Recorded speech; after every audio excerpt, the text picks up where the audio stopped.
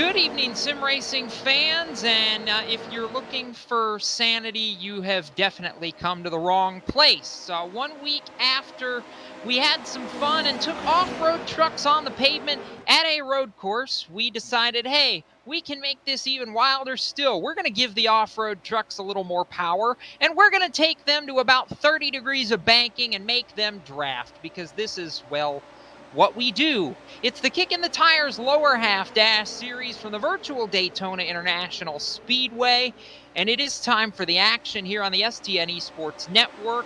After a week layoff, I'm glad to be back. Jacob Seelman joined in the booth tonight by Blake McCandless, Zach Johnson down in the control room, punching buttons and keeping us on the air tonight. And I know we're getting ready for qualifying, Blake, but last week you were on the call and it was nuts. And we decided, well, let's throw sanity out the window, right? We'll give the pro trucks even more power. We'll take them to an even faster racetrack. We won't make it a road course. We'll make them just keep turning left all night. Oh, yeah, and they're drafting because it's Daytona. This is a great idea. Well, and Jacob, they could have fooled me because obviously here in the iRacing service, there is a rallycross track that you can run here at Daytona that obviously has the jumps and whatever else you would be accustomed to running a rallycross car on. So it fooled me. That's what I thought we were going to pull up to, but then I load into the session and figure out, oh, we're running around the 2.5-mile oval here at Daytona, and I'm telling you what, with some of the moves that we have seen in practice that these guys have made, like you said, crazy doesn't even begin to describe what we're going to see tonight, and even we've been saying it all week with the different vehicle and track combinations we've had, but tonight is going to be by far the most insane thing we've ever seen, but it's going to be insane in all of the right ways. We're flipping trucks, and we've not even gotten a full qualifying lap in. This is the kind of insanity that we're talking about here. Oh, it is, and the thing that I think everyone is going to be surprised by is obviously these trucks are built to go forward, and you're going to be able to see how much power, how much contact these things can take and still be going in the right direction. These things can take a lot of contact. There is no damage, so we've thrown damage out the window. They're turned off, so any damage between trucks or the outside wall, flipping, what have you, not going to put a dent in these things. So these things are like tanks driving around here. There's going to be a lot of rubbing, but again, this is all for fun, and I just can't wait to see what we're going to do, Jacob. I wish we could just take the next, about 8 minutes or so of qualifying and just throw it out the window. I'm ready to get to racing. So for those who, if they didn't tune in last week, Blake, take us back and in about 60 seconds or so, rehash Watkins Glen for us. Well, it was a pretty amazing race. It was largely dominated by Matt DiBenedetto. It is Bailey Curry who ended up taking down the win. Tanner Berryhill won our first round back at Eldora a couple of weeks ago in the street stocks, but a little bit of what we saw at Watkins Glen was these trucks leaning a couple of tires off in the grass, taking a couple of shortcuts, which they weren't clearing black flags for, but obviously there's a lot of wiggle room with these trucks, and now you take all that, you throw it out the window here. 2.5 miles super speedway draft comes into play, and even a little surprised, Jacob, with what these drivers are capable of doing. Obviously, these things are meant to go off-road, not just stay on the pavement, and we'll have probably something that I don't think any of us thought we would ever see, that on the last lap and on the last lap only, you're going to be allowed to make a move in the infield grass. You have to wait coming to the checkered flag to do it, so our heats and our main event, you'll see it, but again, that's just what these trucks are built to do, and they're making them wait to the last lap to, I think, just save them from each other, Jacob. Oh boy, and I want to know who in race control thought that rule was a good idea, and I want to look at them and raise my eyebrow and go, huh?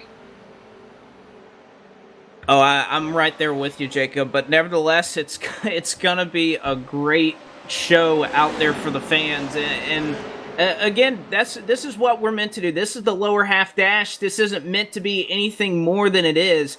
It's meant to be fun. It's meant to be something that these guys can come out and not have to worry about wrecking. We don't want to see another Ryan Preece incident here this weekend. We're all about coming out here, doing something we haven't seen, and having a blast doing it. And I think with the quality of drivers we have out here, that's what we're going to see. I don't usually get yelled at from downstairs, but if I'm reading my notes correctly, the production trailer actually wants to speak for a minute. So I guess we'll let Zach Johnson take the muzzle off and say hi for a minute. What do you got, producer?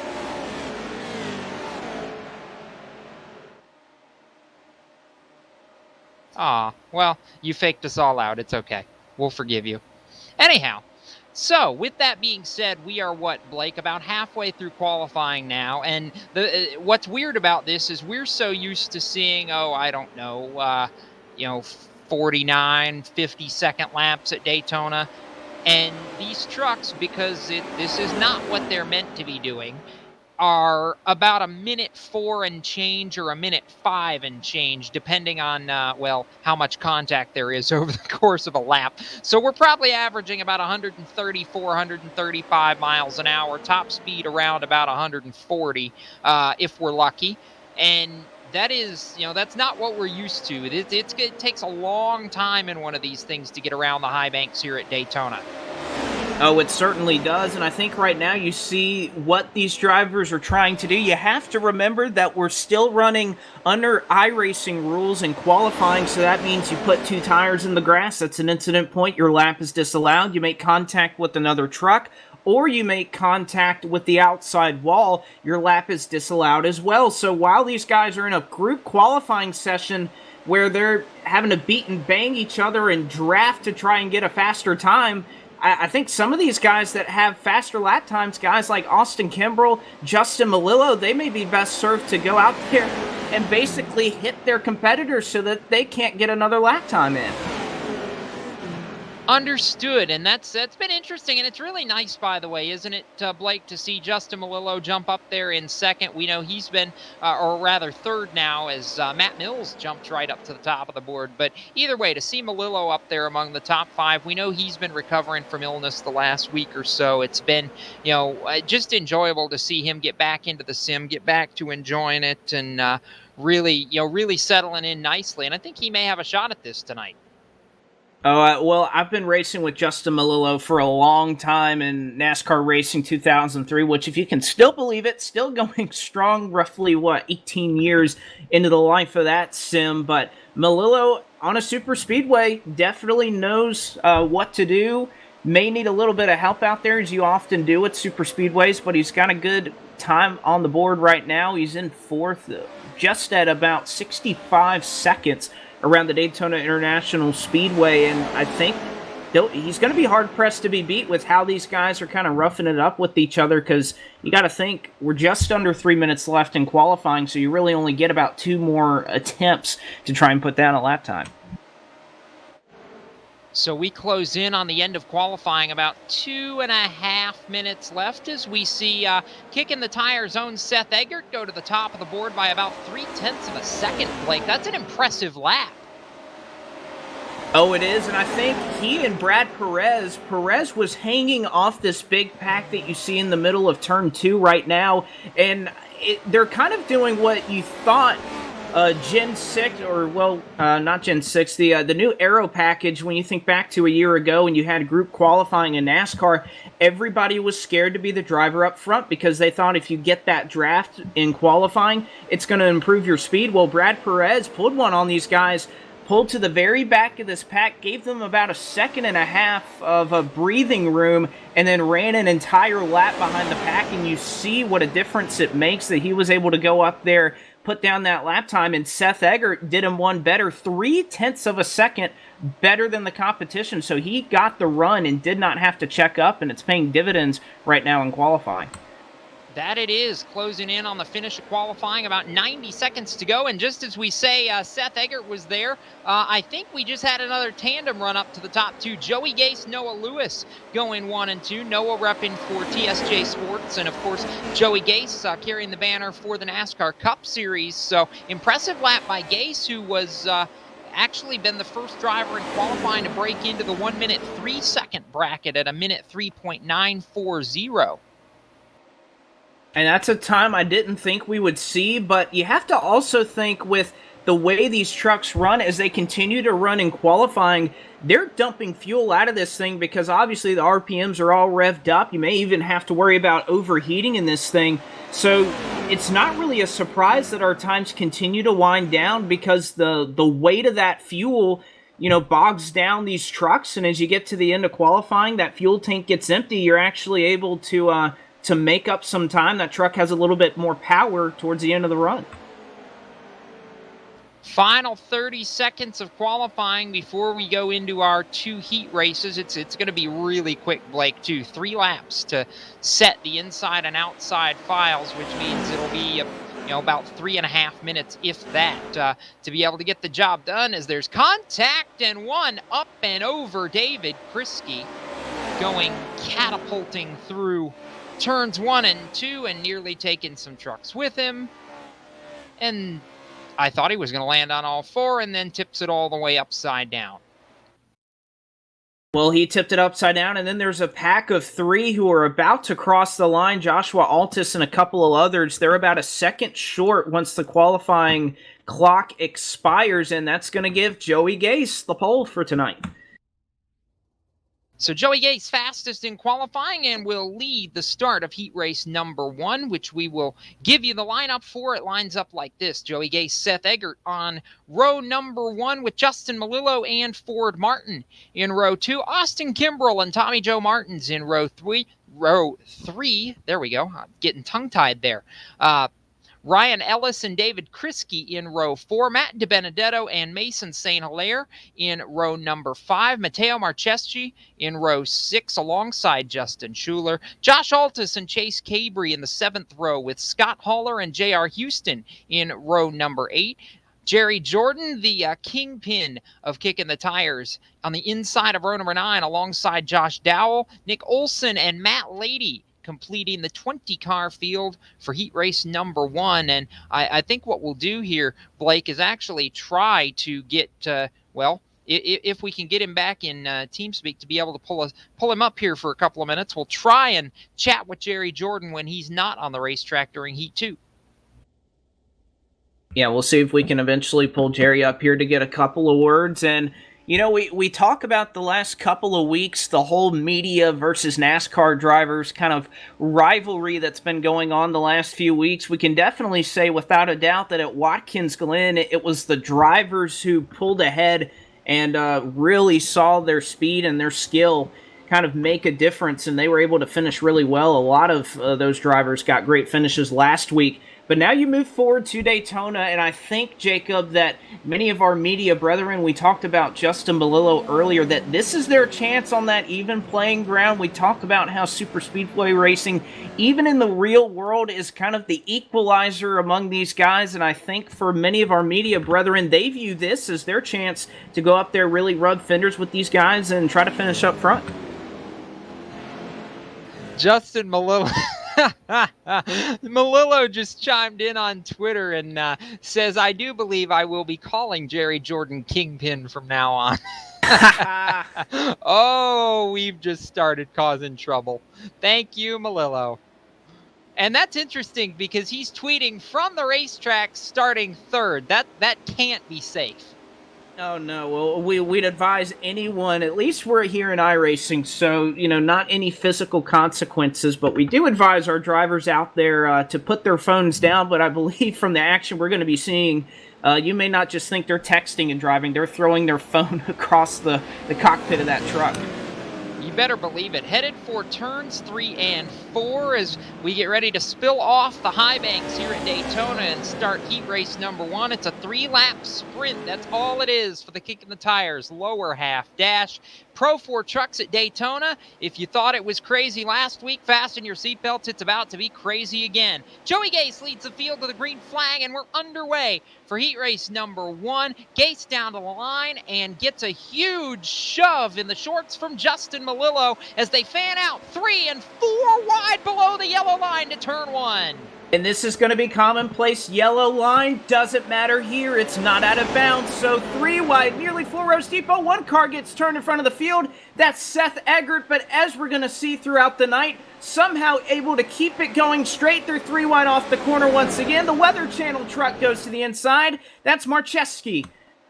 Marcheski down the back straightaway trying to make something happen. A little further up, David Kriske in the Castrol entry. Going for third down the Daytona super stretch, and maybe once more. Kriske down to the bottom of the racetrack with a trunk full is Matt DiBenedetto. DiBenedetto in the Motorcraft quick lane entry to second, shoving, going after the race lead. And DiBenedetto trying to poke his nose underneath as he gets a violent shove from behind. The 21 Motorcraft Ford looking for a piece of the lead, and can you believe it, Jacob? Only 1 lap into this thing. Kimbrell and DiBenedetto at the stripe. Kimbrell will have it as he gets a shove from Ellis. Ellis up the gut, 3 wide. 3 wide down to turn number 1. They fan out 1 car all the way to the apron as they head down into turn number 1. 3 wide from third on back in there, door to door, wheel to wheel for the race lead. Matt DiBenedetto to the bottom of the racetrack. He wants command of this field. He's going to have it as they work through the banking off turn 2. Ryan Ellis in the mix, falling back on the outside. And Ellis going to get shoved through the middle. Justin Malillo, remember when we were talking about him getting shoved out? He's already third on the bottom line. They are 3 wide, call it 3-4 rows deep in this field. Oh, 1 car gets spun. It's the 33 of Scott Holler. He collects J.R. Houston as well, so those guys are out of it. But there's still about a 7 or 8 car breakaway at the front of the field. Mason St. Hilaire will escape. Seth Eggert does as well. But I think they've lost the draft. Call it about 10 trucks maintaining it up front. White flag in the air this time by for heat race number 1. 1 lap, they fan out 4 wide down to the apron of the racetrack. White flag in the air, that time across the line. It's DiBenedetto that leads it over David Kriske, Ryan Ellis, and Joey Gase. They head back into the 31-degree banking in turn number 1. DiBenedetto down there. Everybody all the way below the white line. Kriske looking for some room to race in 1. And Malillo gets shoved out. Oh, they're spinning behind them. DiBenedetto is turned. 3, 4 cars flipping wildly. 1 car gets the worst of it. That is Austin Kimbrell. They still find a way to keep it going. And oh, here is David Kriske with too much of a lead. He may get chased down by Ellis, Cabri, and Malillo.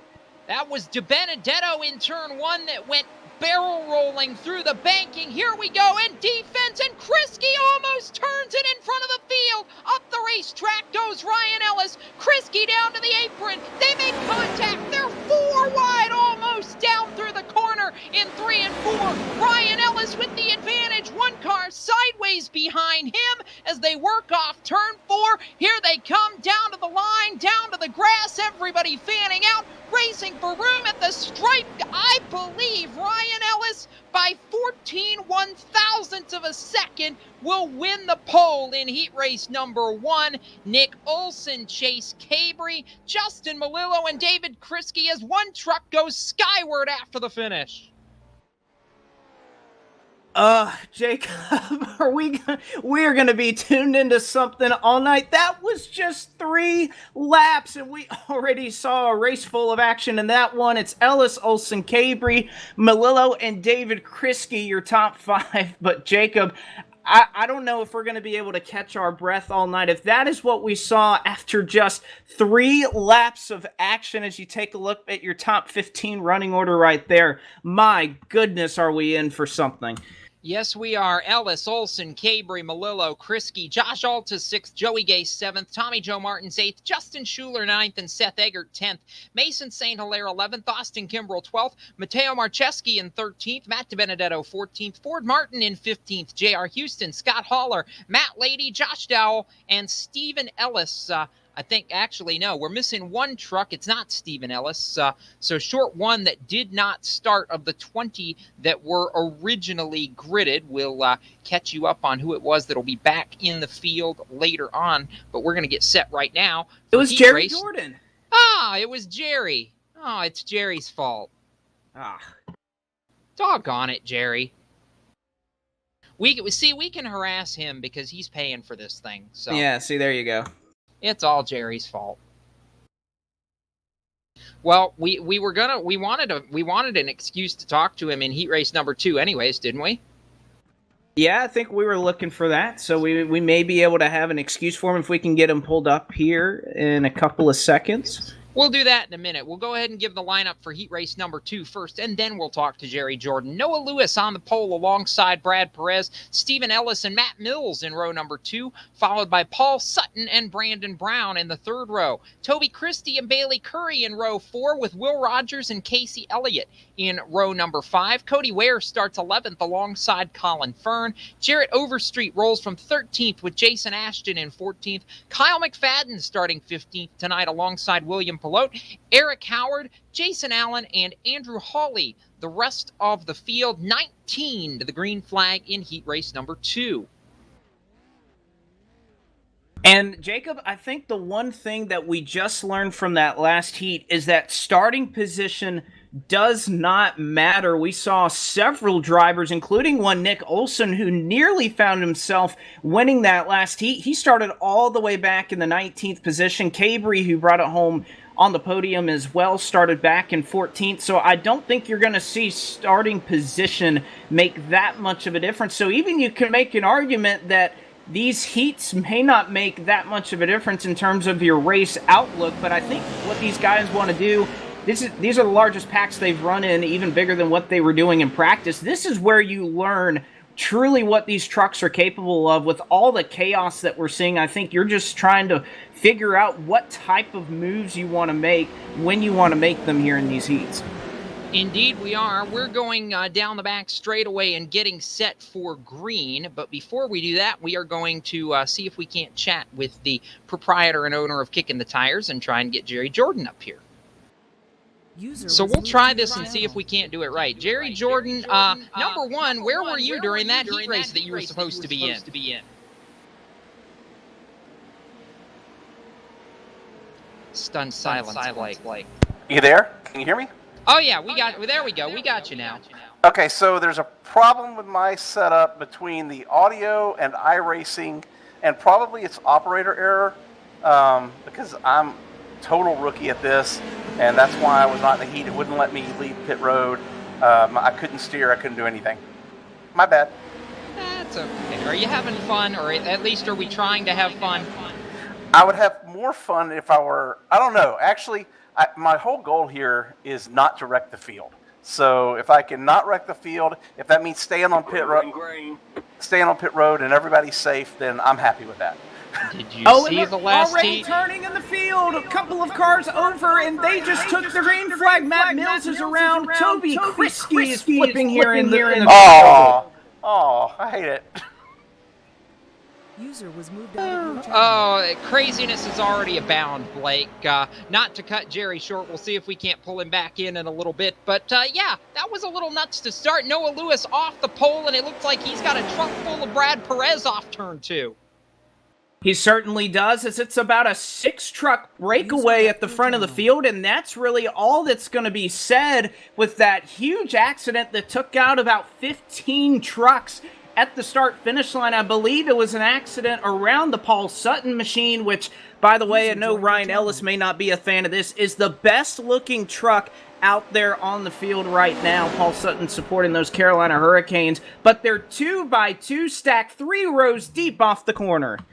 It is Noah Lewis with huge drafting help from Brad Perez here on the opening lap, and I believe the pole sitter is going to lead it. Barely at the line, he has got side-by-side company from Will Rogers. They race wheel-to-wheel out of the tri-oval and down to turn number 1. Rogers on the outside trying to get the advantage. He's got drafting help from Cody Ware. On the inside, it's Lewis and Perez still trying to make it happen. They're 2x2x2, 3 rows deep.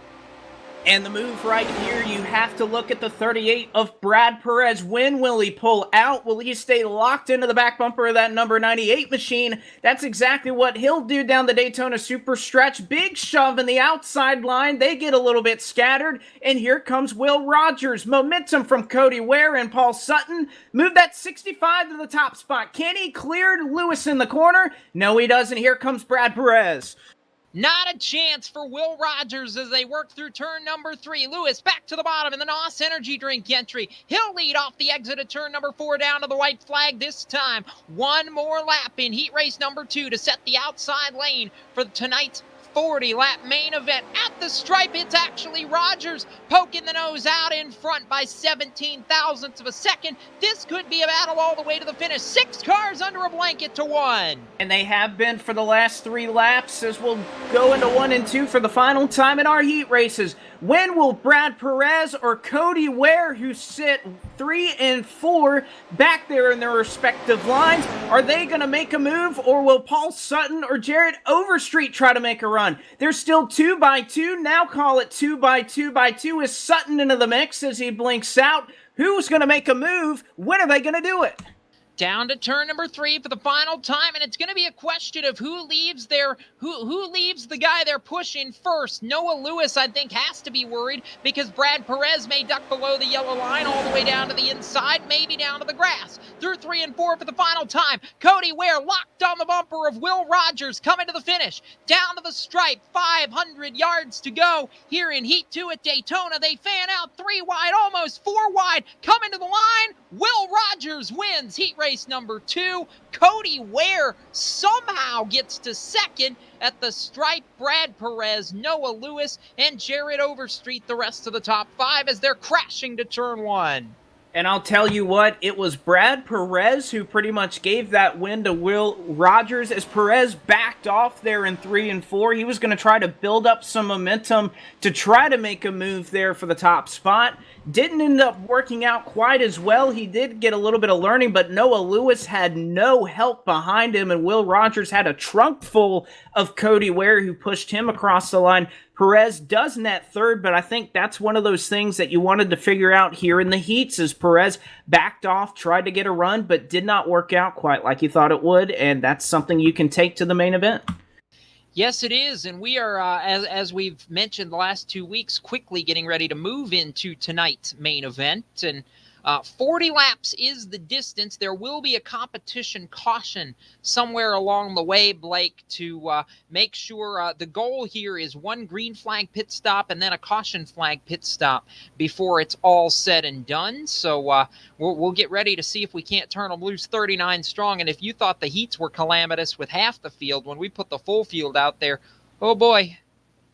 I can't even imagine what 30, 40 trucks are going to look like all running nose to tail here at Daytona, but you do have a little bit of solace in knowing you're going to get that competition yellow at lap 20, so obviously I think these guys are just going to look for that track position. If they don't get it, it's all about just staying on the lead lap until you get to lap 20. Just can't lose that draft, though, because I think even with these trucks and how wound up they are, that draft going to make a pretty huge difference if you lose it and get involved in an accident. So we will go ahead and give you the starting lineup for tonight's main, of course, set by the 2 heats. Ryan Ellis and Will Rogers making up the front row after winning their respective heats, with Nick Olson and Cody Ware on row number 2. Chase Cabry and Brad Perez in row 3, followed by Justin Malillo and Noah Lewis, a pair of our media colleagues, on row number 4. David Kriske starts 9th, and followed by Jared Overstreet, who completes the top 10, Blake. And starting 11th will be Joshua Altus. 12th will be Paul Sutton. Inside of row number 7 goes to our initial pole sitter in Joey Gase. 14th starter goes to Kyle McFadden. 15th, Tommy Joe Martin. 16th, Jason Ashton. 17th, Justin Schuler. 18th will go to Toby Christie. 19th, Seth Egger. And Colin Fern will round out the top 20. Mason St. Hilaire starts 21st tonight, with Matt Mills in 22nd. Austin Kimbrell and Bailey Curry making up the 12th row, followed by Matteo Marcheski and Brandon Brown in row 13. Matt DiBenedetto and William Pelote start 27th and 28th. 29th goes to Ford Martin, and 30th to Eric Howard. 31st, J.R. Houston. 32nd, Andrew Hawley. 33rd will go to Scott Holler. 34th, Stephen Ellis. 35th will be Matthew Lady. 36th, Jason Allen. 37th, Josh Dowell. 38th, Casey Elliott, and it'll be 39 trucks. It'll be Jerry Jordan, who is caboose on the field, will have to make his way all the way up as he starts back in the 39th spot. All right, we got about a half a lap before green, Blake.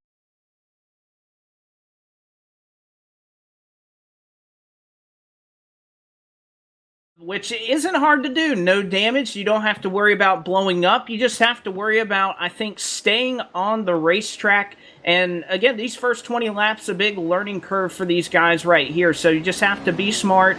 Make sure you don't go a lap down. But outside of that, I think you can pretty much do whatever you want to right here. Put on a show for them.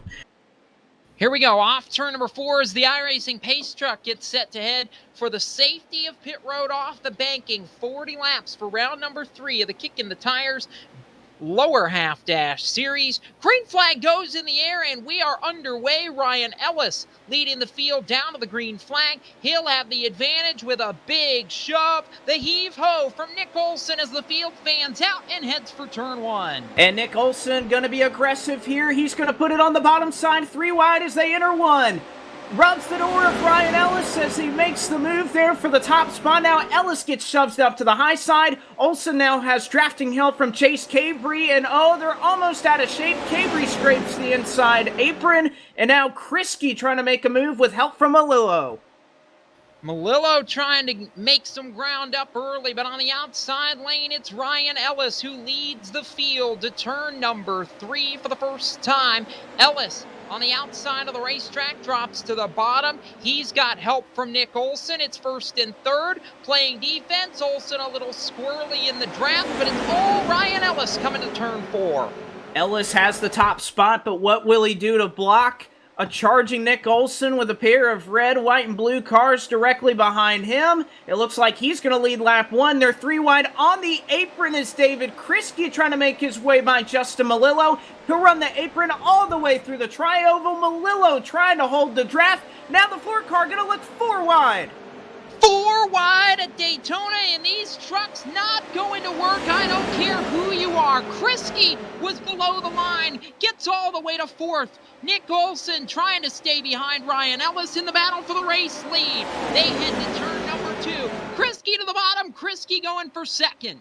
And now they may look 4 wide once again. They may look 5 wide. Kriske to the bottom, then Ellis, Olson, and Malillo 4 wide. Kriske is in the grass. They're still finding a way through. The track completely blocked for Chase Cabry and Will Rogers behind. They're still 4 wide. Can they make it work? Oh, and Ellis still trying to shove it in the middle. Big crash in the back. 2, 3, 4 trucks going over in turn 3 and 4. Somehow they escape. 4 wide for the race lead. Big trouble back in the pack, though, as they continue to scatter off turn 4. It's lap number 2, and somehow Ryan Ellis has led them both. Somehow he has, but now Olson going to be up the gut once again. Now Malillo going to pitch Olson down. 3 wide. Now Olson gets the help. Malillo left hung out to dry. He'll get a little bit of contact, and he'll be shoved back. Now here comes the move. Where did Bailey Curry come from? Last week's winner. He wants a piece of the top spot. Bailey Curry was 7th across the line last time by. He has advanced mightily and in a hurry on the outside of the racetrack. Justin Malillo trying to make some tracks forward in turn 3. They're side by side for the race lead. They're 3 wide further back, and they're crashing. It's Kriske up the racetrack and into the wall. And Chase Cabry is rolling on his top. Nick Olson got a piece of that. Kyle McFadden plows in. Several trucks wrecked here. Nick Olson is actually in the worst spot. He is stuck upside down. We'll have to call the tow truck to get himself going. Plenty of our drivers who were involved in that last accident, they kept it rolling, but Olson is going to have to call the tow truck. Ellis is around in the tri-oval. He gets slammed from Matthew Lady. So big trouble. Ryan Ellis on his top. Will Rogers to the race lead as one other truck goes flipping wildly through the grass on the front straightaway. And several drivers still trying to find their way into the draft. But as you said, a couple of them, it's Matthew Lady who was flipping there in the tri-oval. There's still a big pack up here for the lead as Bailey Curry now leads a pack of about 10 trucks. And oh, that second pack that was in that initial wreck, they're still going strong. They're trying to form up and maybe use that old keybind, stay in line and work together. So down into turn number 3 they go. Will Rogers, Bailey Curry, and Brandon Brown were how they were across the stripe last time by, coming to complete lap number 4. Who will it be this time across the stripe? They hit the line, and it's Tommy Joe Martins to the front of the field, 3 wide with Brandon Brown and Bailey Curry. That's Xfinity Series representatives 1, 2, 3, but they're crashing and flipping 4 wide and 1. And that car that went around was William Paulette. Now they run into the corner, and that's not going to work as one car was on the apron. Will Rogers tumbling over, and over, still going here. We may have to take an Applebee's ad for this one, and it may still be going after that. Now Rogers will get it rolling here on the bottom, but somebody went in there on the apron. You can run it on the back straightaway, but guess what, Jacob? Running the apron going into one, not the best idea. No, it is not. And now the lead pack's continuing to dwindle. At some point, it will get a little bit smoother, but right now is not that time. Working lap number 5, 3 wide. Bailey Curry in the 53 is up there trying to fight for the race lead. He is there. Tommy Joe Martins is still in this lead pack. At the line, 3 wide, down to the inside. Bailey Curry leads it across the stripe with 5 laps complete. Tommy Joe Martins is second. Where did Seth Eggert come from? Up to the 3 spot with Jared Overstreet behind him. And there's a couple of drivers like Eggert have found their way up through this field, started back in the 19th spot, and how about check our top 7, Jacob? Not one of them started inside the top 10. Brandon Brown started 26, so perhaps qualifying a detriment right now is a bunch of trucks who have found their way through the carnage, now battle at the front of the field. The question is, are they going to keep going? Are they going to eventually get caught up in a big wreck? Eggert now looking to push the 53 as Joey Gase provides drafting help to Tommy Joe Martin looking to take the lead again. 9 make it 10 trucks in the lead pack if you add in Brad Perez back there trying to hang on to the lead draft off turn number 4. We're only working lap 6, and I feel like we've been, basically hollering the entire way because it's been absolutely insane at the front of the field. Trying to go 3 wide for the lead is Brandon Brown. He was all the way down below the yellow line. That time by the stripe, he bullied his way to the inside, and one truck sideways hit Seth Eggert in turn 1. And a couple of trucks make contact. Will they give room up to the sliding 45 to try and make it? 45 somehow makes it work. Seth Eggert will keep the drive going forward despite running in there on the apron, but now he's going to have to work with Paul Sutton, maybe a lap down truck in Nick Olson as well. Jared Overstreet, David Kriske, Joey Gase, they've all escaped through it, but up for the top spot, it's Brandon Brown looking to take the lead. Brandon Brown up there fighting for space, trying to get to the lead. And how about the NASCAR regulars that have really done well to position themselves at the front of the field early? Brandon Brown is there.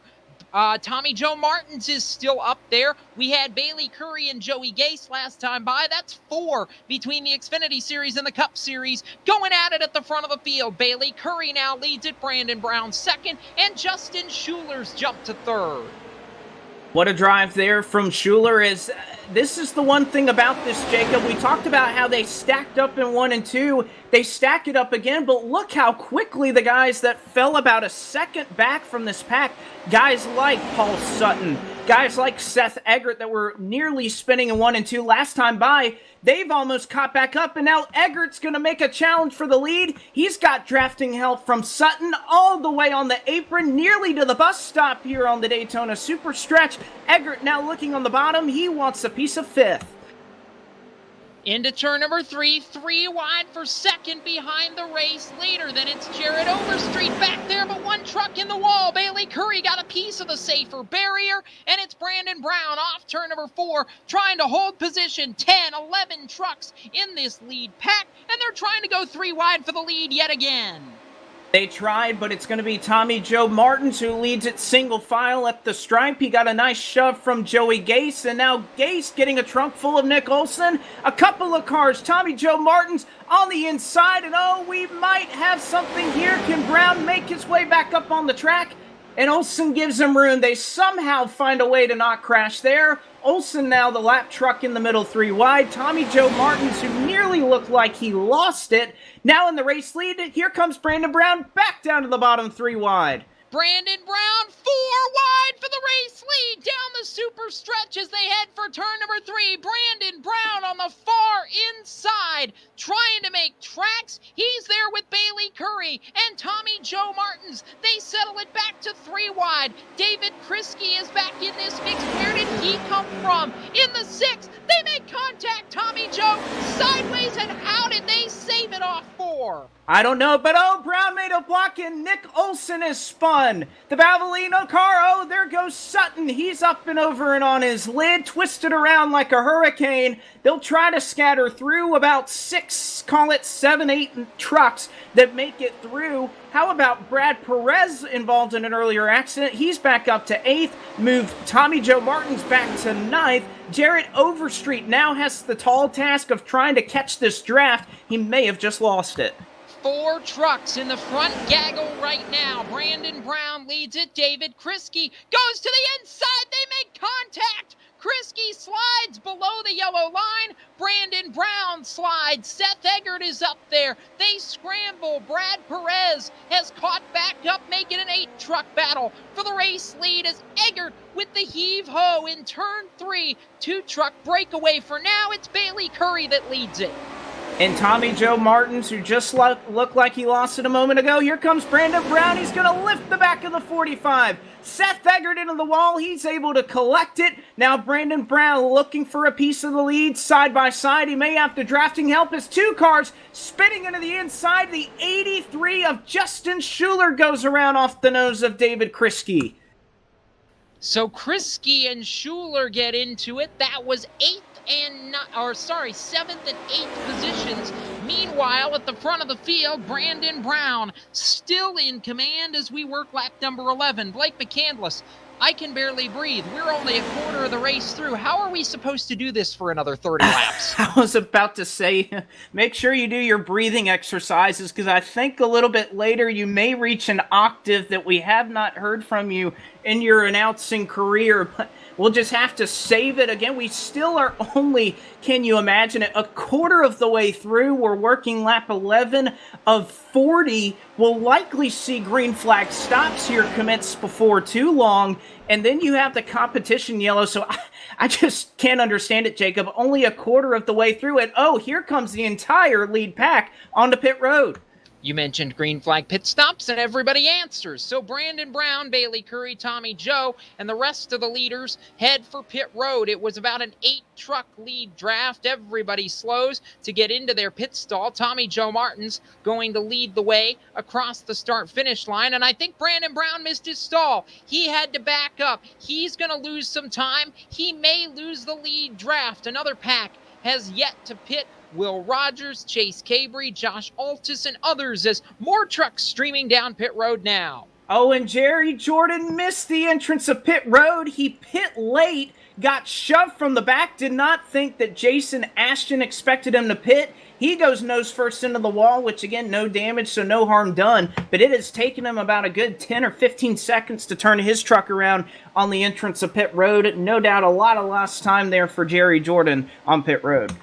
So 12 laps in the books here, and still a long way in this race to go. I'm not even going to pretend like I know exactly how this is going to cycle out and who the leader's going to be, Blake. We're going to have to wait about a lap before everybody cycles back through and we can figure out exactly where the lead will cycle to. It was Tommy Joe Martins. It likely will not be when all of this settles out. So field going to come back around. It'll be 12 laps complete and about 28 laps to go when they get back to the start-finish line. Tommy Joe was the leader last time by. This time by, it is Will Rogers and Chase Cabry, the first 2 across the stripe. However, Rogers is now on pit road, so that'll change again.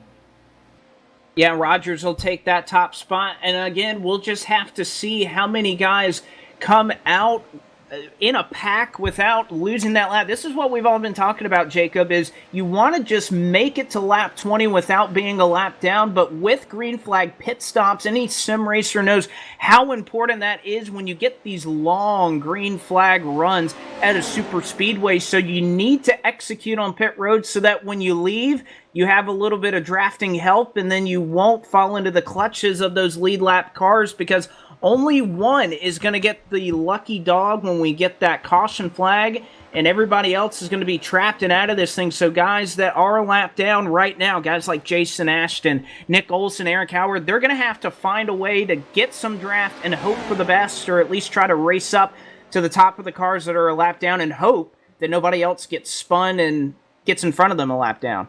It's going to be interesting to see exactly how the lead pack, or what's left of the lead pack, funnels together when all of this is over. It'll be 13 laps complete when everything settles back out, or at least it should be. Tommy Joe Martins leading it over Joey Gase and Brad Perez, and it looks like it's going to be those three pretty much ahead of the field, Blake, with about 7 laps to go before the competition yellow. Jared Overstreet in 4th is 3.7 back. Kyle McFadden 5th. J.R. Houston in 6th is 6 seconds back. And then it's 10 seconds back to the lead for Chase Cabry. And another pack from 8th to about 11th or 12th place. Will Rogers, Brandon Brown, Matt DiBenedetto, Seth Eggert, Justin Molillo is about 13 seconds behind the leaders. So it's a 3-truck breakaway out front with Tommy Joe Martins, Joey Gase, Brad Perez. And those are the 3 drivers that obviously found their way on the pit road, were able to execute, get in fast, and get out fast for their pit stop. You have to think, with how long these things take to change tires, if tire strategy was a part of these 3 getting so far ahead, but you have to think that these guys behind them, who were a couple of seconds back, they need strength in numbers. They have to hope that these leaders get racing, get side by side with each other, and that all these guys that are behind, they just stay in line, draft, and push each other to try and make up some ground. Jared Overstreet, Nick Olson, and 1 car behind them, and Kyle McFadden. So that's a 3-truck pack trying to catch that top 3 pack. They made up a little bit of ground that last time. They may get J.R. Houston up here in the mix in a couple of seconds as well, but that's going to be the name of the game. Can you get a pack together? Can you stay disciplined enough to push and try to run down those leaders? Well, I think the biggest thing is those 3 leaders, Martins, Gase, and Perez, are staying disciplined enough to be single file right now. And anybody that has been on the iRacing service or watched any of these super speedway races on the sim know that whether it's the sim or whether it's in real life, single file is the fastest way around the racetrack. And if you can stay settled in, you are likely going to pull away or make time on those you are chasing by doing so. I think the one thing that's hurting the leaders just a little bit is Brad Perez has got about a truck, or not quite a truck length, between himself and second running Joey Gase, and I think that may be slowing up the lead trio just a bit. It's allowed Jared Overstreet and Kyle McFadden to be about a 10th a lap faster right now, because they've pretty much been tandemed up, so to speak. If anybody remembers the tandem style of drafting that we saw back in 2011, the early part of 2012 in the NASCAR Cup Series, that's a little bit of what we're seeing, Blake, here in these Pro 4 trucks tonight at Daytona, and I think it may allow Jared Overstreet and Kyle McFadden to make a bit of a charge. Yeah, we'll see if that allows them to do that. But Perez, you have to think about, these guys went about 10 laps on fuel before they came down pit road. Maybe Perez trying to think about saving a little bit of fuel here. Again, this is all thinking forward to that competition yellow. Maybe you just try to lessen the amount of fuel you have to add to it, shorten up that pit stop. Maybe you get a guy like Nick Olson. We remember what he did last week at Watkins Glen. He short pitted the competition yellow and made up track position that way. So I don't think we're going to see anybody on pit road here before that competition yellow, but that may be the thinking for Brad Perez, as again, about 0.3 of a second went down between Overstreet and our race leader in Tommy Joe Martins. I'm telling you that tandem style draft is working, and Brad Perez just cannot get locked on to the 51 of Joey Gase. If they could all get locked together, I really feel they would be faster than the 13 and the 39, but Perez just cannot quite suck all the way up to the back bumper of Gase's truck, and that I really believe, Blake, that's hurting them right now. I believe you're right, and you have to think that anybody behind them is going to be thinking, I have to get in line, shove this car in front of me, because that's the only thing that I can do this time by. Well, Overstreet made up a time, but it was 1/1000th of a second. But also, Overstreet has the benefit of having a lap truck behind him, so Nick Olson doesn't really have anything else to do but to try and shove Overstreet, doesn't have to worry about them battling with each other. But even you look further back in this field, about 12 seconds back, the battle for 7th. These guys are still racing hard back here. They're side by side, Matt DiBenedetto and Brandon Brown trying to make something happen, which, again, just doesn't make a whole lot of sense. The only thing that can happen out of this is now they go 3 wide, is that they're going to wreck and potentially go a lap down in a couple of laps when we get that competition yellow. Competition yellow, we're expecting it here in just a couple of laps, and this is getting fun because now you've got your lead trio trying to work through a little bit of traffic there in turn number 4, and that should really allow Jared Overstreet and Kyle McFadden to start making up some time. Tommy Joe Martins still leading at the end of lap number 18, but, well, I guess not. They actually increased the gap by about 0.6 of a second. So I was not looking, Blake, specifically at what happened behind them, but I think maybe if they can pick up 1 or 2 more trucks, this lead pack actually will gain a little bit of speed. And I think you're right about that, but now the question turns to, as we approach 2 laps to go until this competition yellow, who is going to be the lucky dog? Right now, it is Jason Ashton who is the lucky dog because he is caught up, or the lead pack rather caught him, and he's become a part of it. He doesn't need Paul Sutton, who's directly in front of this pack, to get behind them, and then there's going to be a battle for the lucky dog. So can Paul Sutton stay on the lead lap here just long enough to get that lucky dog to Jason Ashton? 19 laps of 40 going in the books, and I believe we're going to go ahead and get the competition caution right here as they come to the line to complete lap number 19. So a yellow flag will wave, and Blake will get a chance to breathe. Well, and I think that this whole last run was our opportunity to breathe. We obviously saw the quality of racing that these guys were putting on during the green flag. As you saw one truck get turned around there, it was Seth Eggert once again. But I think this is the opportunity for these guys. They had a little bit of time to settle things out, to push each other, not have to worry about things. This is where it's going to get really interesting because you get this pack all jumbled back up. I believe we're going to get a couple of cars waved around here back onto the lead lap. So I think what we saw at the beginning of the race, that chaos, I think it's going to return here when we get the green flag back once again. You think? Oh, I know. Exactly. So we'll cross halfway, this time by 20 complete and 20 laps to go. And I guess it'll be about time to see, as far as takers, who we have that comes to the pit lane here. Well, I think everybody's going to be here on pit road. Everybody's going to be low on fuel, but you have to think about looking forward. We're going to have one more stop during this second stint, I guess we can call it, until the end. So you're going to have to take fuel pretty much no matter what during that portion of the race. So are you going to have guys maybe come back down and top it off one last time before we get going green, maybe to try to get going a little lower? Oh, Tommy Joe Martins gets turned into his pit stall. It's going to shuffle the lead pack. He's now going to try to get pit backwards. It doesn't pit his truck. He's going to have to find a way to spin it around. Disaster for the race leader coming into pit lane, and he will likely not be the race leader when we cycle back around to complete lap number 21. Very unfortunate for Tommy Joe, and he had been dominating this race with the help of Joey Gase. Now going to have a lot of work to do. Yeah, he certainly is. Is he going to resume the race lead here? And Good for him. Actually, no, it's going to be J.R. Houston who at least gets it for now. He decided to stay out. He's directly behind the pace car.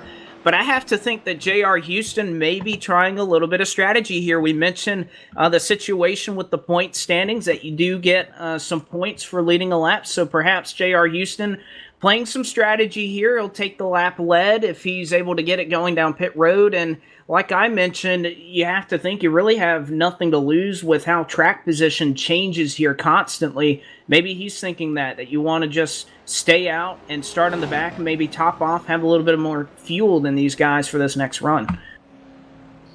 As soon as they cycle around here at the stripe, we will go ahead and give you a chance to hear the full field rundown and get a look at where your favorite driver is running. But if you're just joining us, glad to have you on board here on the STN Esports Network. Jacob Seelman and Blake McCandless for round number 3 of the Kickin' the Tires lower half dash series from the virtual Daytona International Speedway. It is Pro 4 trucks, and it has been absolute mayhem so far tonight. And considering the proprietor of Kickin' the Tires is in tonight's event, we can remind you that tonight's broadcast is presented in part by Kickin' the Tires, established in 2000. KickinTheTires.net is one of the leading motorsports media news sites in the present day, and Jerry Jordan and his team of journalists have done a fine job with their coverage of NASCAR, the IMSA sports cars, Supercross, esports, and much, much more. So for more information and to keep abreast on all the latest going on in the garage area, visit www.kickinthetires.net. No G in Kickin', by the way. As they cross halfway, we'll also bring you the iRacing Midway Race Break, brought to you by iRacing, the world's leading online racing simulation. Developed from the beginning as a centralized racing and competition service, iRacing organizes, hosts, and officiates races on virtual tracks all around the world. iRacing is home to a wide variety of officially sanctioned series, with racing from the Australian Supercars, the Cars Tour right on the Podium Esports Network, IndyCar, IMSA, NASCAR, the World of Outlaws, and much, much more. So, halfway home, it's Brad Perez that leads it over Joey Gase, Jared Overstreet, Will Rogers, and Chase Cabry. Kyle McFadden is 6th, Justin Malillo sits 7th, Matt DiBenedetto is 8th, Brandon Brown 9th, and Cody Ware, Blake McCandless, completes the top 10.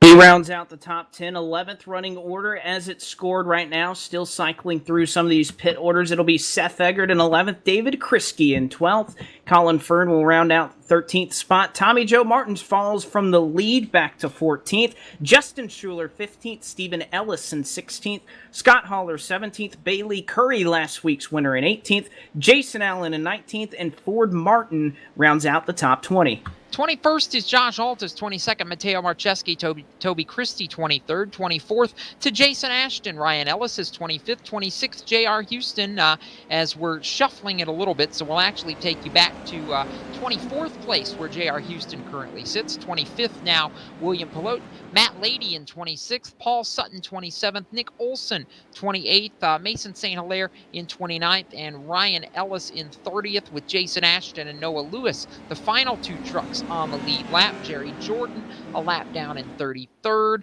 3 laps down now. 34th is Matt Mills, Casey Elliott 35th, Austin Kimbrell, Eric Howard, Andrew Hawley, Josh Dowell completing the field as we gear up for green. This concludes tonight's iRacing Midway Race Break, with more than 130,000 drivers on the service and more than 80 laser scan tracks and cars to choose from.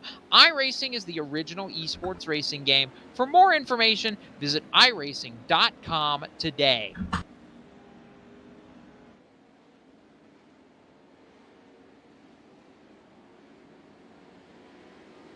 Gearing up for the restart, or what we believe is going to be the restart here on the STN Esports Network for round 3 of the Kickin' the Tires lower half dash series. It is Brad Perez and Joey Gase getting ready to lead the field back to green. And if you thought the first half was nutty, just wait, it's not over yet. I promise you that. Fasten your seatbelts, because the pace truck is off. We head back to green, and it's Brad Perez who leads the way on the inside, with help from Jared Overstreet, Joey Gase, and Will Rogers on the outside of the racetrack. It's a full pack of trucks thundering to turn 1. And Justin Melillo got a nice little shot there from Brendan Brown, and that's Four not wide. done yet. 4 wide is one truck. It's the 12 that shoved up. Oh, and a big crash here in 1 and 2. A couple of trucks flipping. David Kriske is over and on his lid. Another truck barrel rolling on the inside grass. That's Scott Haller. And a couple more get tagged in this as well. Actually, it's just those 2. 3 wide for the race lead, halfway down the back straightaway. Big run for Brandon Brown, who was 9th at the restart. He's going for the lead with Matt DiBenedetto up the inside. Seth Eggert is there. Brad Perez falling back. He gets drop kicked from the lead to 5th like he's standing still. And now it's Brandon Brown to the apron.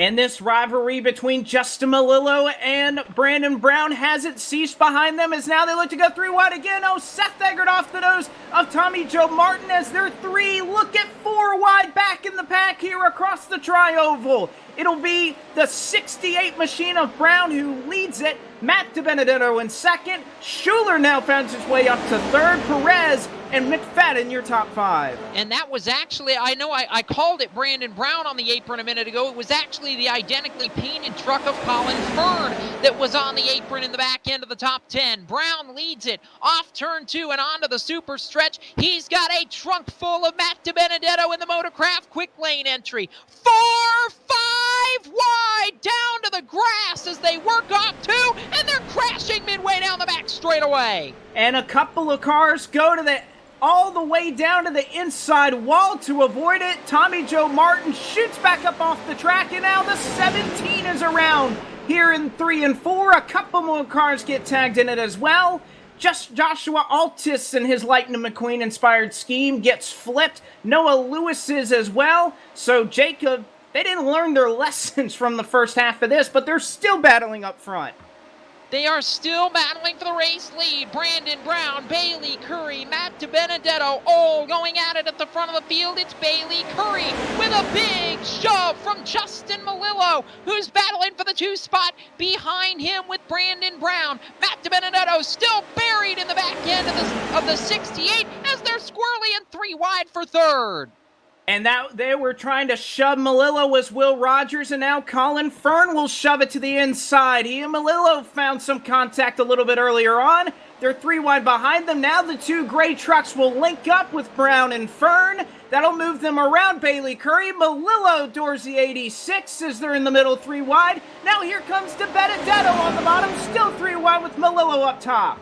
3 wide for 4th behind the race leader as there's near contact. 1 truck came up across the nose of Justin Melillo. Somehow they all hang on to it. They settle it out. Now it's 3 wide with one of the Brandonville trucks. That's Colin Fern stuffed in the sucker hole in the middle lane, about 6th place. Bailey Curry leads it at the line. Matt DiBenedetto now pushing him to turn 1.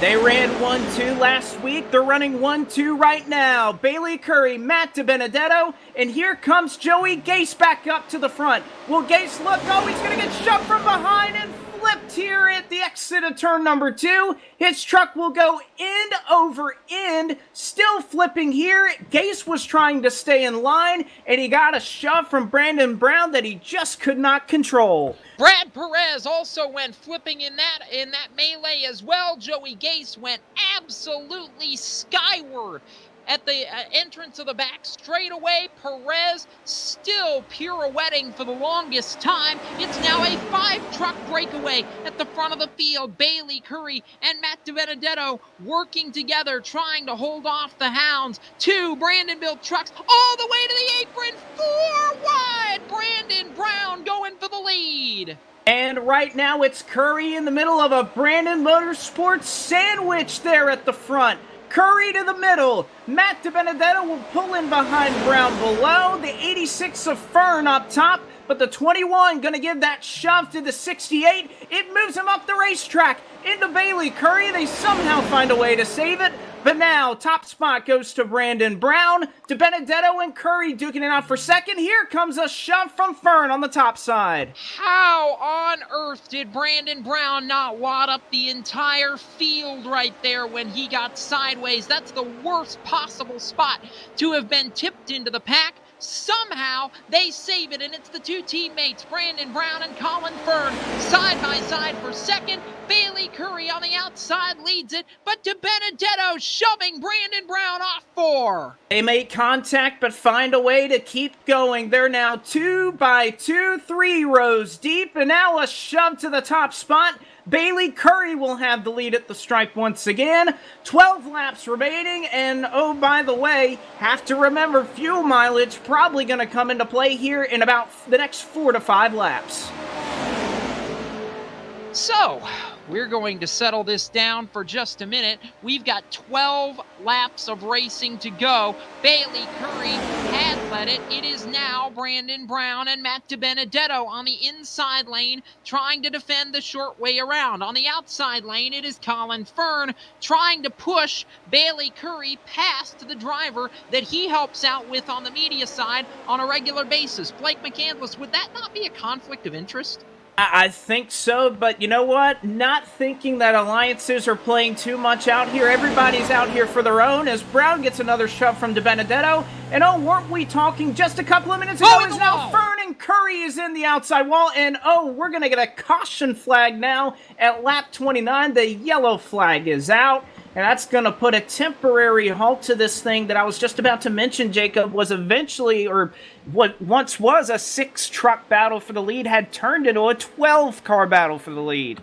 And I believe this is another competition yellow to ensure that everybody can pit under yellow flag conditions and make it all the way to the end. Blake McCandless, race control, tossing that yellow to be able to give everybody a shot to pit under equal playing field here. And that's going to be good news for all our friends at the front of the field. And when did Chase Cabry sneak back into this mix among the top 5? That's going to be interesting to watch the Ford truck on this final restart. Oh, it's going to be interesting to watch to see what these guys are able to do right now. Is Jacob, still 10 laps to go, over minute lap times that we're running here at Daytona. I don't know if our voices can make it to the end here. I'm trying to catch my breath and make sure I have enough oxygen to get to the end. I may need an oxygen tank by the time this race is over. It has been nothing short of exhilarating if there's anything to be said in regards to all of that. So Brown, DiBenedetto, Curry, Ware, Cabry were how they crossed the line last time around. Everybody going to make the dive to pit lane. Final stops underway with 10 laps of racing to go. And this is going to be the money stop, so to speak. This sets up your track position for the end. And Brandon Brown overshot his pit stall. So did Bailey Curry. I think the one driver up front that may be in a good spot here, if he got in clean, I believe he did, is the 21 of Matt DiBenedetto. He gets off. He's down and away from his pit box. Is he going to make it to the end first? No, a couple of trucks exit in front of him. It's Chase Cabry and Will Rogers. I'm not surprised at that, and Cabry and Rogers have been working together all race long. Those two have been stout, and if they can hook up here when we go back green, I really like their odds at potentially being able to control the final stages of this race.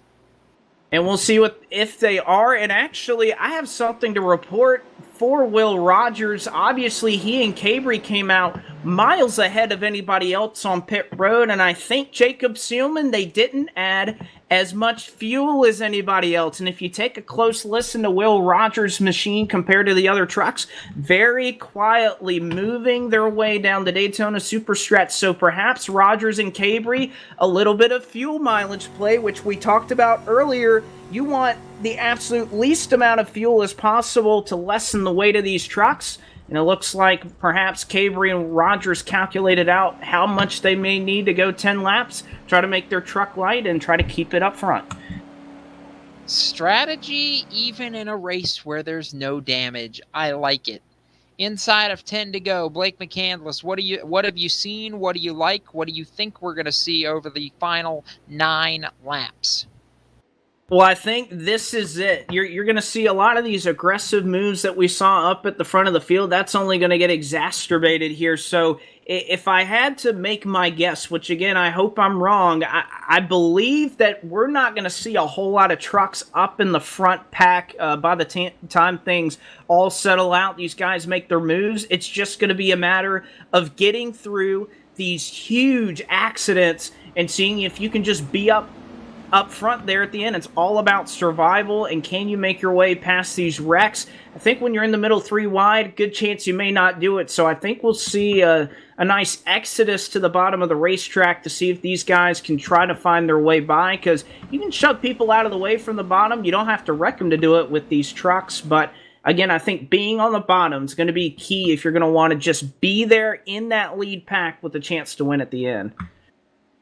So we'll reset it after pit stops. Will Rogers leads Chase Cabry, Matt DiBenedetto, Jason Ashton, and Brandon Brown through the top 5. Bailey Curry rides in 6th. Cody Ware is 7th. Colin Fern is 8th. Stephen Ellis 9th. And Justin Malillo completes the top 10. Seth Eggert sits 11th.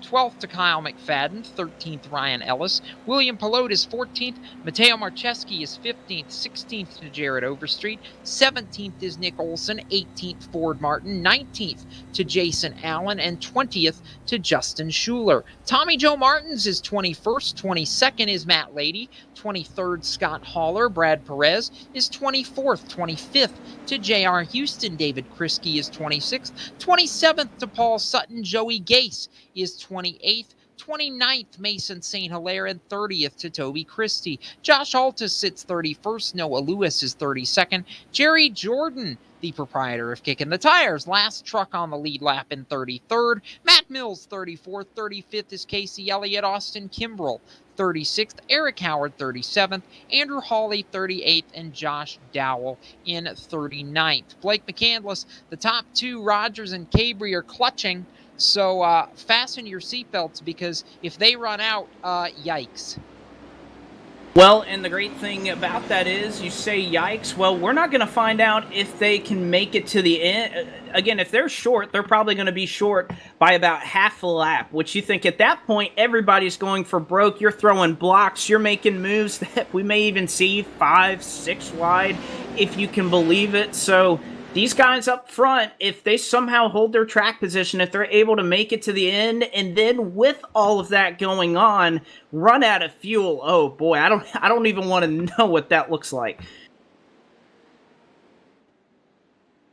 Oh, by the way, if we hadn't mentioned this, on the last lap, they can go to the grass if they want to. There's that, too. Oh, yeah, that's a good point. We talked about it earlier. You can go to the grass only on the final lap. So, because these trucks are meant to drive across the grass, and if you really take a straight line through the tri-oval, that is the shorter way around. So that's something these guys going to have to be aware of as they make moves to the bottom. Can't cut through pit road, though. You can't make your way across that cone, so that'll result in a black flag, but that's one reason you may want to be on the bottom exiting 4 coming to the line, so that you can take that cut all the way to the very inside of the infield grass here at Daytona.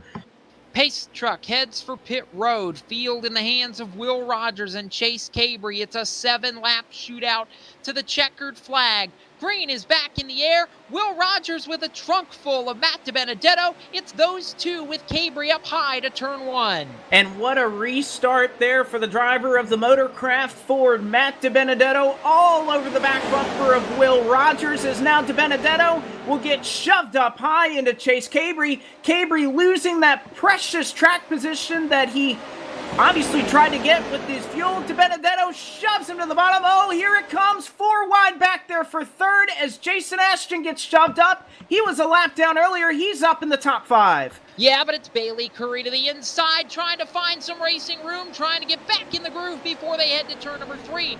3-truck breakaway out front. It's Will Rogers, it's Matt DiBenedetto, it's Brandon Brown through 3. Behind them, it's a mad scramble. 3 and 4 wide back in the pack.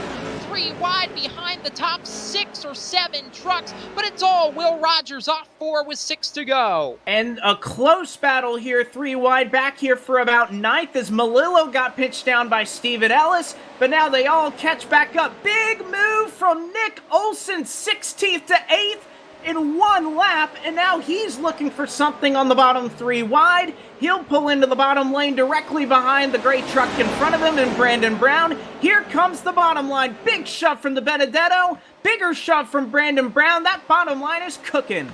Meanwhile, Jason Ashton was the leader last time across the stripe. He has since shuffled back. Matt DiBenedetto halfway down the back straightaway in the middle of 3 wide now. Nick Olson to the bottom of the racetrack in the 24. He tries to force his way through. Brandon Brown is there. Brown looks to the outside going for the race lead. It's nothing doing off 4.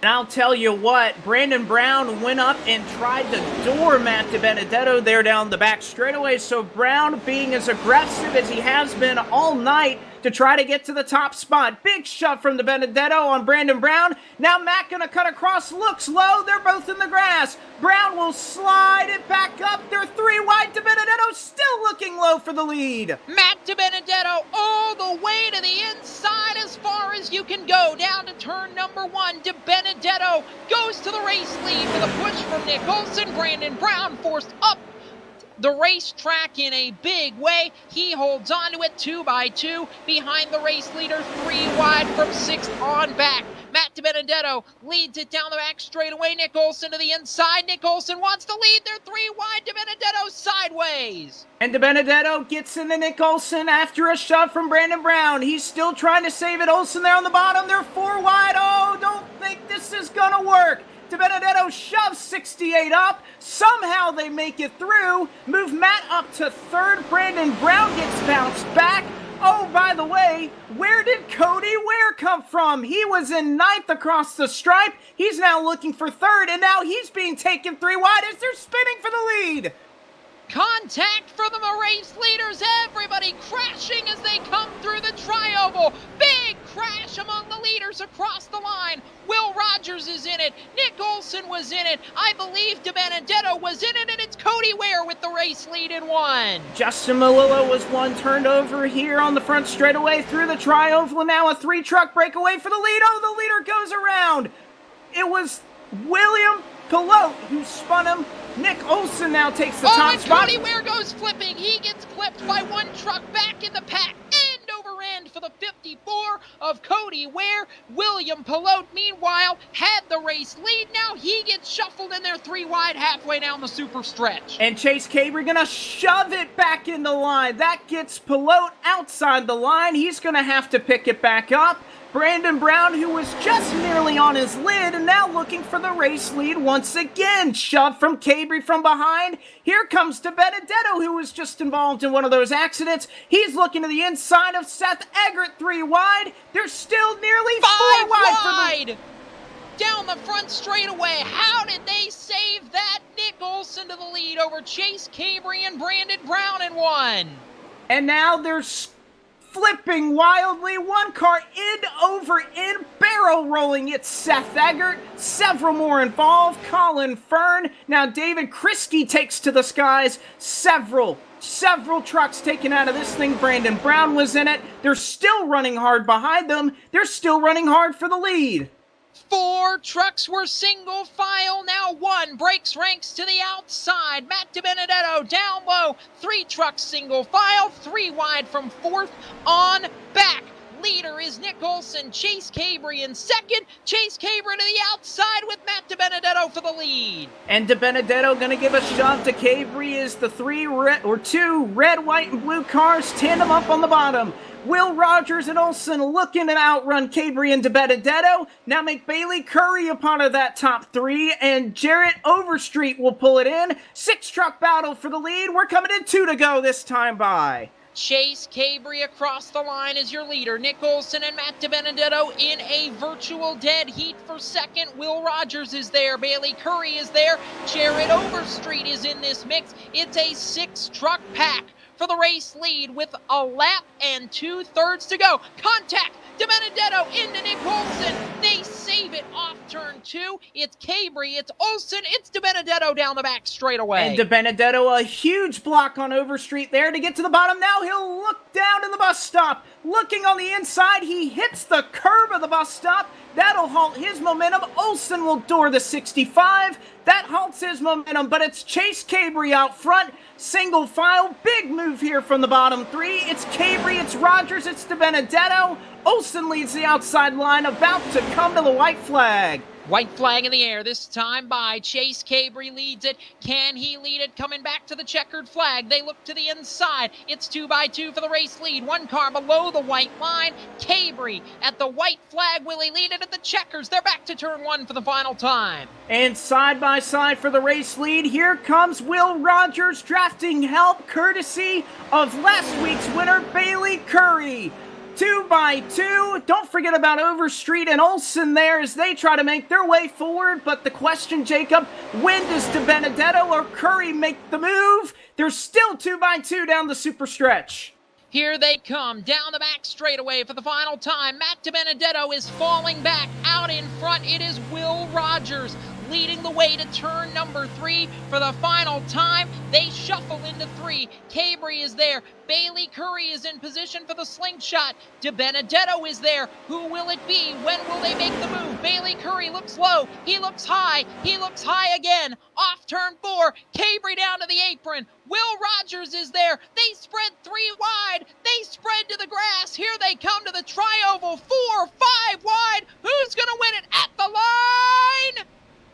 It's Chase Cabri. Cabri wins at Daytona by 1/100th of a second over Will Rogers and Bailey Curry in a 3-wide photo finish through the grass. The Florida native and ARCA Menard Series East driver for Rev Racing, Chase Cabri, victorious at the World Center of Racing. And what a move it was off the exit of the 4th corner. It was Will Rogers who had the race lead. He went almost to pit road to throw the block, chased it up, and Cabri timed it perfectly, got the run as the 65 and Curry may have taken each other out of it, making contact through the infield. They touch, and that's enough to give it to Chase Cabri. What a race, what a finish. By the way, we talked about the pit strategy that got Chase Cabri and Will Rogers to the top 2 before the restart. They added 4 gallons of fuel, Blake McCandless, enough to get them right to the finish. And they calculated it perfectly. You have to question whether that less in weight was help for them as a 6-car truck breakaway ends with that. And oh my goodness, Jacob, I can't even describe what we just saw. But if you didn't enjoy that, you just don't enjoy virtual racing. So we'll give you the full field results here at the World Center of Racing as Chase Cabri has been celebrating the victory. Chase Cabri winning it. Will Rogers 2nd. 3rd to Bailey Curry. Matt DiBenedetto in 4th and Nick Olson in 5th. Jared Overstreet finished 6th tonight. 6 trucks within 0.6 of a second across the line. William Pelote was 7th. Matt Lady was 8th. Jason Ashton and Scott Haller the rest of the top 10. Ford Martin, who was about 8 seconds back of the battle for the race lead, brings it home 11th. Kyle McFadden in 12th. Brad Perez, a strong run, but he brings it home 13th. J.R. Houston, 14th. Matteo Marcheski in 15th. Cody Ware, 16th. Justin Malillo, after battling up front, got tagged there late. He brings it home 17th. Stephen Ellison, 18th. Colin Fern, 19th. And Ryan Ellis, who started up front, finishes up in 20th. 21st tonight goes to Jerry Jordan, who survived all the calamity and did not wreck the field as he was worried about. Toby Christie, 22nd, 23rd, Justin Schuler, Mason St. Hilaire, 24th, 25th, Brandon Brown, 26th was Joey Gase, Tommy Joe Martins, 27th, 28th to Paul Sutton, 29th, Seth Eggert, and Noah Lewis was 30th. And of course, finishing it out, 31st, David Kriske. 32nd, one lap down, Joshua Altus. 33rd, Jason Allen. 34th, Casey Elliott. 35th was Matt Mills. 36th, Austin Kimbrell. 37th, Eric Howard. 38th, Andrew Hawley. And 39th, rounding out this field, was Josh Dowell. That concludes it. Blake McCandless, before we go to our top three, boy, are there any words for that? I think the racing did the talking for us, Jacob. Don't want to taint what was just an amazing finish there.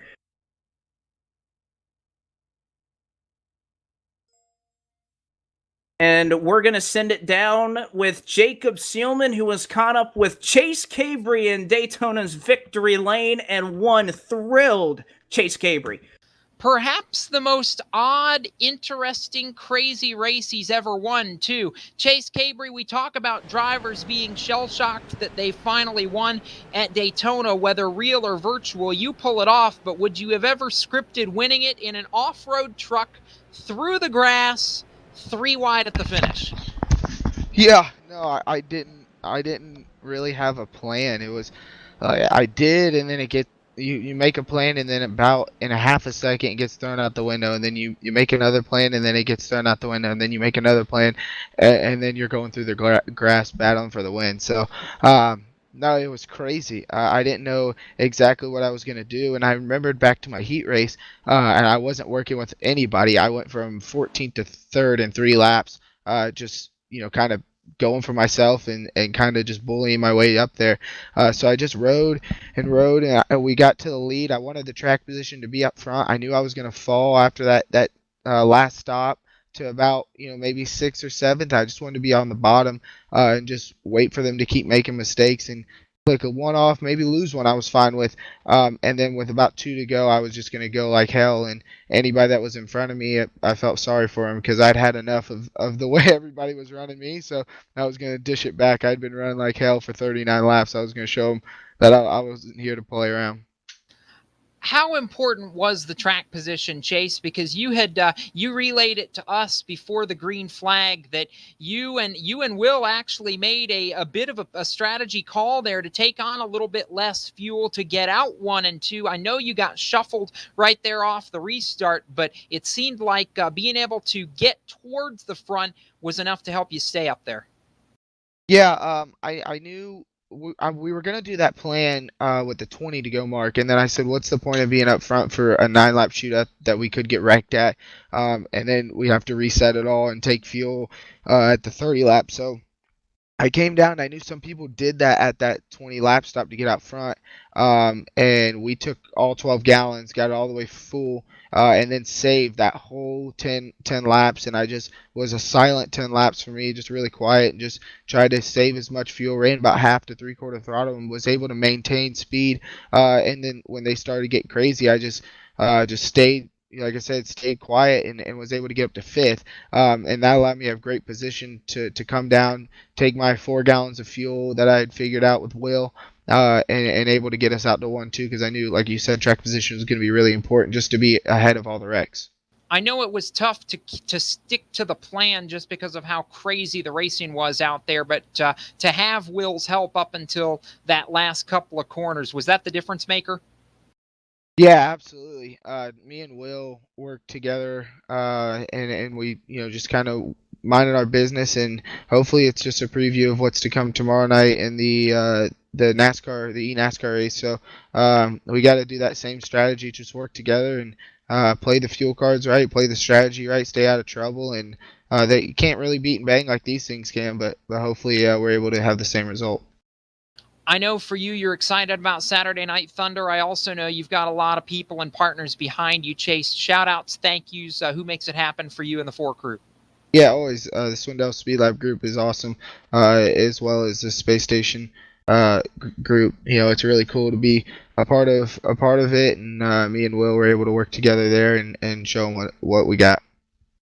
That's Chase Cabrey, who gets it done and brings home the victory tonight. And from there, Blake McCandless will move from the race winner to the guy that helped him up until about the last 2 corners, and send it over to you with runner-up tonight, Will Rogers.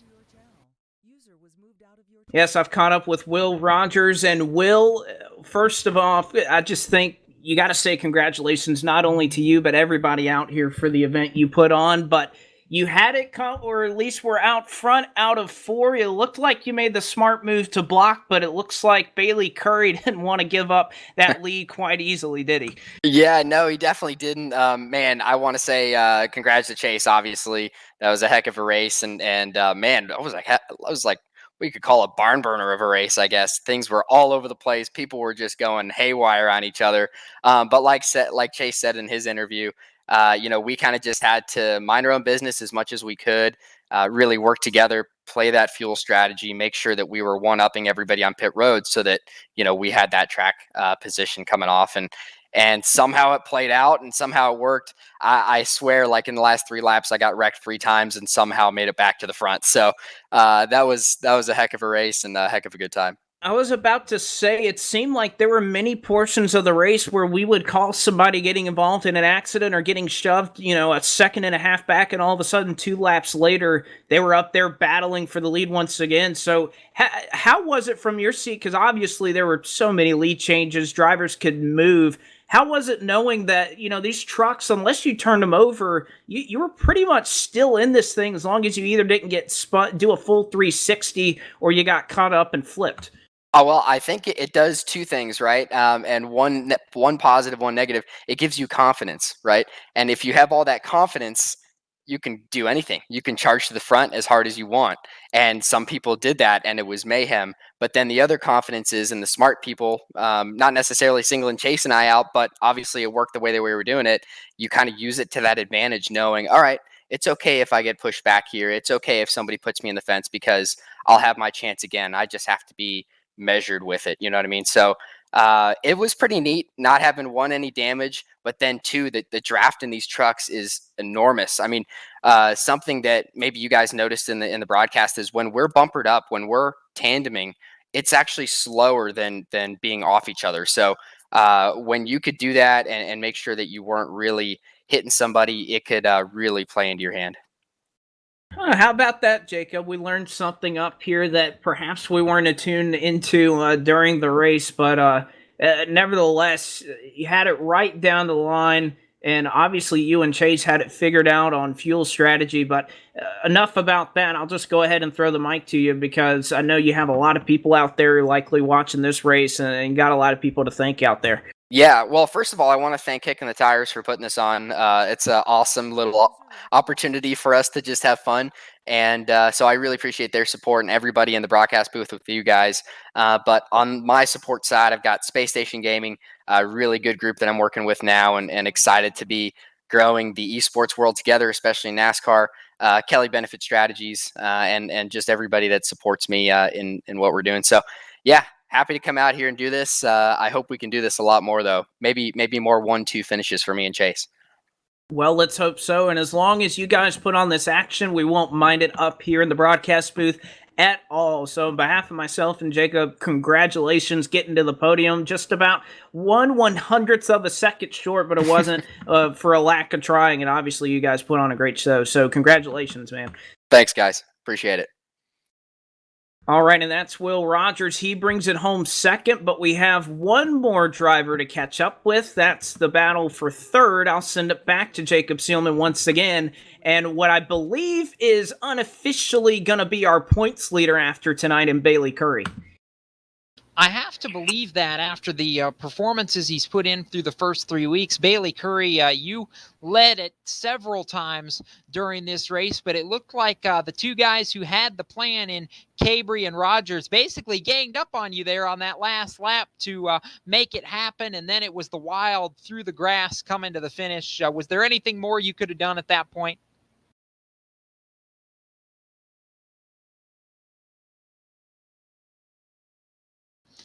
And I think maybe working through a technical difficulty. We'll try it again. Bailey Curry, you got a copy?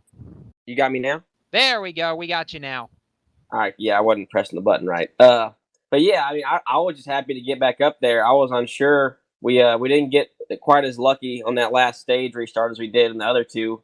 The other two we were able to work from like 20th all the way to the lead pretty easily, but that one had to work a little bit harder. Might have upset a few more people, but I mean, we got there at the end. And then as far as trying to get the win, man, I don't know if there was much more I could have done.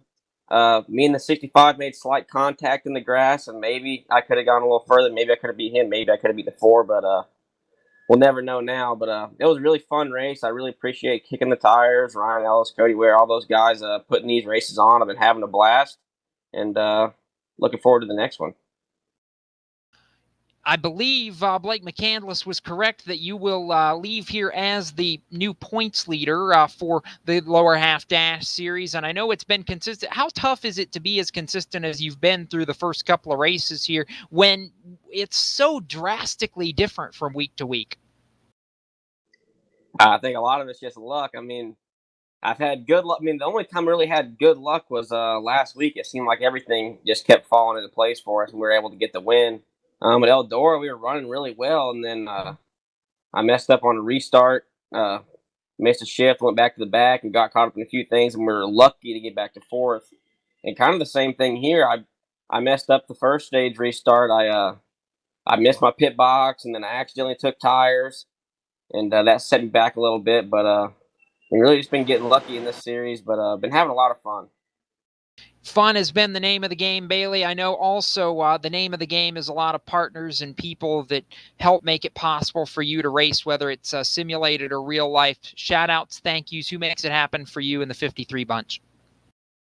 Obviously, Rick Ware Racing, Fort Worth Screen Printing, Belmont Classic Cars, Bubba's Boards. I mean, I've known these people for a long time and worked with them for a long time, real world and here in the iRacing world, and been just having a blast. Always had a blast racing with them, and excited to keep it going. Well, we are excited to see it keep going. Congratulations, Bailey, 3rd place, and we'll see you in a week. Sounds good. See you then. All right, Blake McCandless, final thoughts before we wrap this up on the STN Esports Network tonight. Well, Jacob, the one thing about this series, just the couple of weeks that I've been with it, is that these guys find a way to top themselves week after week after week, and they're going to have to be really hard-pressed to try and top what we saw tonight. Just unbelievable action all the way throughout the field for the entirety of the night, and I cannot wait to see what these guys come up with for next week, for week number 4, because I'm telling you what, this was about as good as it gets. I think they may have one more in the tank to try and top this. So, incredible race out there. We'll see what they come up with for next week.